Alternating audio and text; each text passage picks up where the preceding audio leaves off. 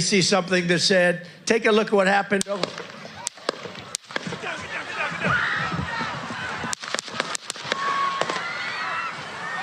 People have been saying for a while now that it was likely that there would be an attempt on Donald Trump's life. You know the kind of people that have been saying it, and you know the type of media that have been discussing the possibility.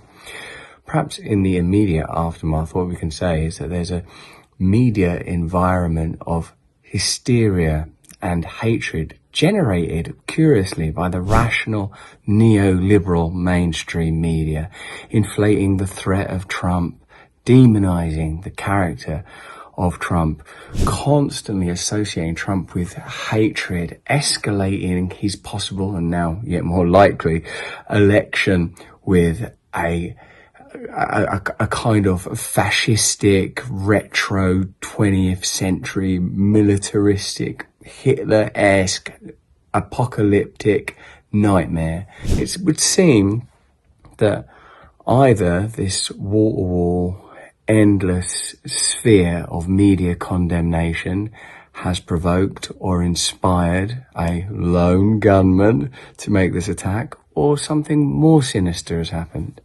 Perhaps you will have noted, as I've done, that CNN were very quick to describe the event as an interruption. Donald Trump's speech is interrupted. It's interrupted by someone trying to kill him. Can you imagine that CNN, if this were Joe Biden, would report on the event as, oh, it looks like Joe Biden's speech was interrupted by bullets being fired at him?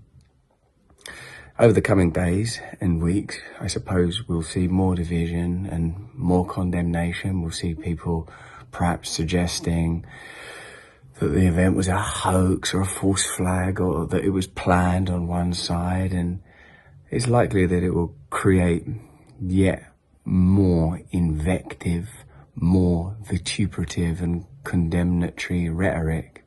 And I wonder if there will be a point on the eve of the Republican National Convention, which I'm actually going to, where conciliation, an approach of conciliation and ease and good faith and good spirit and a movement towards healing might happen. In the immediate adrenalized aftermath, Donald Trump, presumably terrified, looked pretty robust and pumped as he raised his fist defiantly.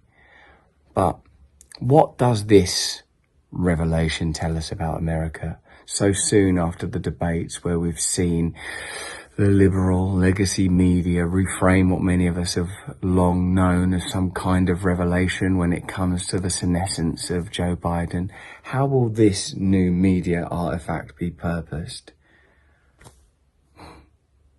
The truth of it is that for the first time since since Reagan was shot at in office, or Kennedy was murdered in office, or Lincoln was murdered in office, there is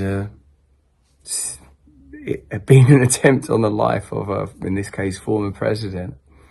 And what can we take from it before we know whether or not it was one shooter or multiple shooters, what the potential connections of that shooter are? What we can say is it was likely that something like this would happen, with all of the disdain, condemnation, hatred, hysteria around Donald Trump, the continual attempts to frame him as something beyond a populist figure with a set of values that certainly seem to chime with many Americans who, every time he is condemned, feel that they are being condemned along with him. And one thing I think we can say with some certainty is that Donald Trump is likely to be voted president in November this year, unless something more sinister happens to him or to America as a whole. And in this extraordinary, hazy, fluxy world of continual uncertainty, who among us would feel entirely confident that both of those scenarios are not only impossible, but to some degree even likely?